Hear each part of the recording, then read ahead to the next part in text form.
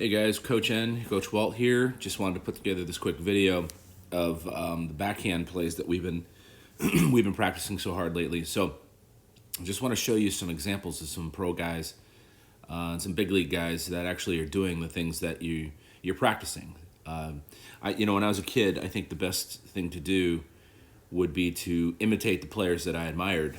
So, for example, when I was a kid, I really admired Carly Yastrzemski of the Boston Red Sox. And, I wasn't really taught the kinds of things that you guys are being taught. I learned them just by imitating what Yaz does, by watching him play. So I figured I'd put together this little video and show you some of the pros doing the things that they do and going through the elements of a really good backhand here. So, all right, so just take a look at this list I have here on the right. These are the key elements of a backhand. Now, the first one right here, okay, get to the ball in a straight line path. That one is, that backhand is used in the case of fast runners, okay? So let me explain what I mean by that. So let's say right here is the baseball, okay? And you are the player X, and first base is somewhere over here, okay? So if the ball's hit sharply or kind of slowly this way, and you have a average to below average speed runner, what you can do as a player is you can get around the baseball like this and work through it and then throw to first, okay? That works well. You have time. You have a runner that's slow or an average speed runner. You can surround the ball and get on it with your forehand or square it up to the middle of your body. Now, the game changes if you have a fast runner. The arc that's made right here, okay, this arc, there's too many steps there. Too many steps. There might be, let's say, 10 steps, 7 steps, whatever it is to get to that baseball. We need to chop that down because the runner's moving up the line pretty good. So what I'd like you to do in the case of a fast runner is to go directly to the ball, then use your backhand and throw, okay? And that's what's kind of illustrated here with this pro guy. I don't know exactly who this is, but the guy has pretty good mechanics. You could watch any of these pros, and they're going to have really, really, really good mechanics. They're great athletes, yes, but they've actually worked very hard at the X's and O's of their craft. So they have every element that you can possibly imagine, and that's why they're so good. That's why they're getting paid the money they are. Okay, so let's watch the elements here of this pro here and his backhand. He's going to go directly to the ball. That's the first thing I'd like you to pay attention to.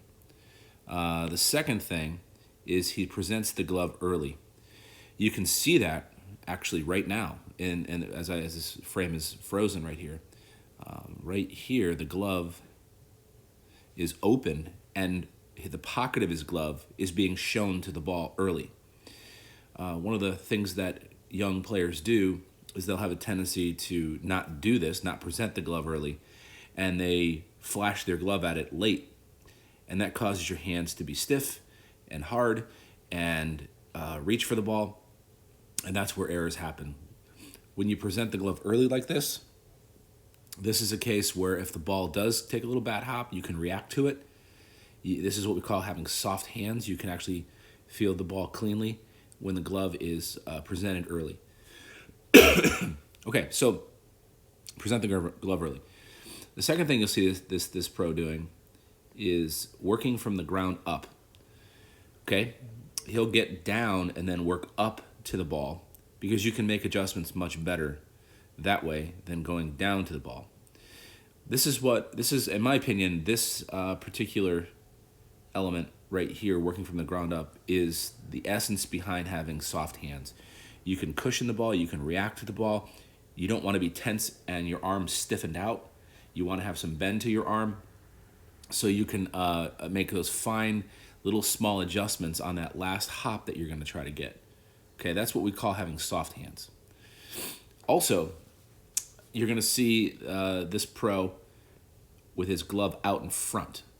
He's not going to catch the ball deep off of his back foot. He's going to catch it off of his front foot. Reason being is sometimes your forearm, if you're too deep over here, screens your vision. So you'll see the ball path coming to you, and then you lose the ball through your arm, through your forearm, because you can't see it, and then you pick up the ball again, and sometimes that works, right? But if that ball takes a weird hop during that time, or if you misjudged it, your arm is blocking you from making that play and seeing the ball all the way completely through the glove. Just like with hitting, you want to track the ball all the way to the bat if you can. Well, in fielding is no different. You want to track the ball all the way to the glove. Okay, so I'm going to roll this video, and let me just erase a couple of these things so you can see. You guys will be able to see all three elements taken in place here. Okay, so the first one you see is he presents the glove early. Oh, by the way, this guy does take a straight pass to the ball. You can't really see it in this angle, but the second one you can see, he's presenting the glove early to the baseball. Okay, right there, I stopped it, and you can see the next two elements. Okay, you can see he actually went down to field the baseball. If we can kind of, I don't know if I can rewind this. I'll do my best. See how he works down. He's getting down to the ground, and he's working up if he can. Okay. See that ball? He went. If you notice the video, and I'll rewind it at the end to show you the full sequence. If you notice, this glove was actually making contact with the ground. Okay, so this glove was actually on the ground right here, and he made that fine adjustment and moved the glove up slightly because the ball hop is a little higher than he thought. But he was able to make that adjustment cleanly because he was working from the ground up. Okay. The other element is you can see the glove is out in front here off of this front foot. Okay. It's not back here. He's not getting screened. His vision to the ball is not obscured.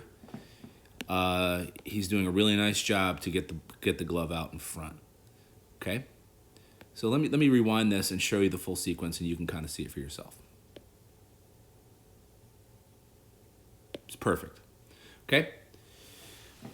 Now, the pros have the luxury of working on these magnificently groomed, perfectly level, not a single rock to be found kind of fields. And we don't generally have that luxury up here in the Northeast. Maybe we play an AstroTurf once in a while. But we don't have that luxury. But it really doesn't matter because all of these elements are super important to be able to field the baseball consistently and cleanly, okay? All right, now, the next clip I'm going to show you illustrates, I think, those three elements even better. And it's by a guy, I don't know if you've heard of this guy, his name is Pablo Sandoval. And, he got a lot of bad rap in the pros for not being in shape and all that kind of stuff. But, you have to understand, guys, the worst pro that has ever existed would still be the most phenomenal player that you have ever had the chance to play with. So it really doesn't matter if Pablo Sandoval, wasn't your favorite player or wasn't the most marquee pro out there. He was a very, very, very solid player, don't get me wrong. But he makes it to the major league level because he worked really, really hard at doing the right things. So this next clip is Pablo Sandoval, and I'm going to pause it here. Okay, so that's Pablo Sandoval. He's playing third base, and he's doing a reactionary backhand. Brian Butterfield, the spring training coach, is hitting him some ground balls here. And what he's going to do, what you're going to see, is all the elements of a very good backhand. Okay? So you can see he's presenting the glove early right now. Okay? The glove is already out. The ball isn't even in the frame yet, and his glove is already presented. So, picture eyeballs being in the pocket of his glove. Show the ball your eyes is what the coaches say. So the glove is presented early. And as we kind of play this, let me rewind it a little. It's a little fast for you to see. Whoops. Let me see if I can catch it right at the right.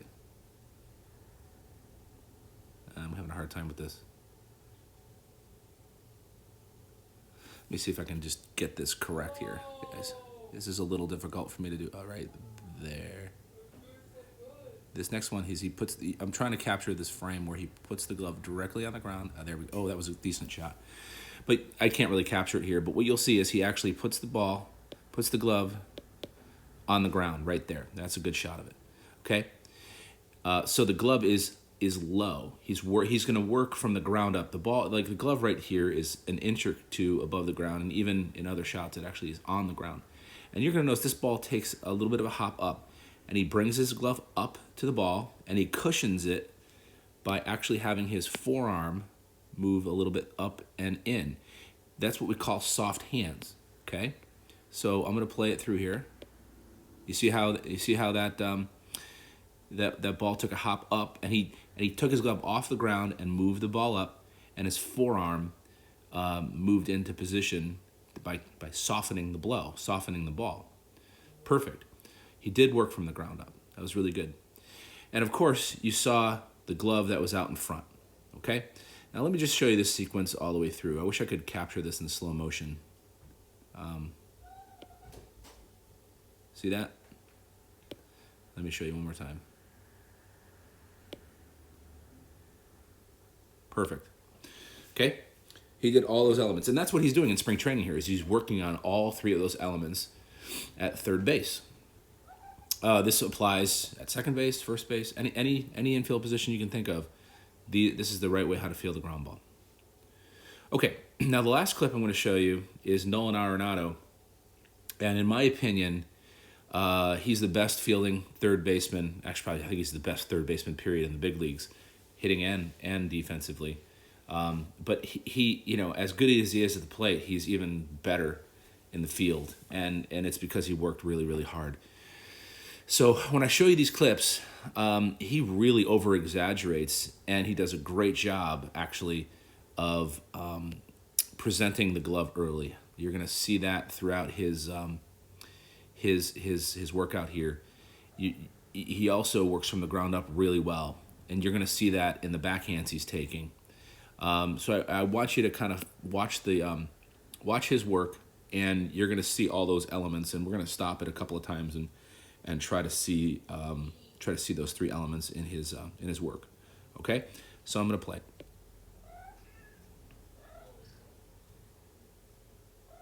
See right there, he worked from the ground up. He actually his glove was on the ground. He came up smoothly. He cushioned the ball by kind of bending his forearm back. Glove was out in front, presented it early. It's really good. So let me just keep playing and watch. So gloves out in front, presents early. Boom. Ball took kind of a weird hop. No problem for him. He just came up with it easily.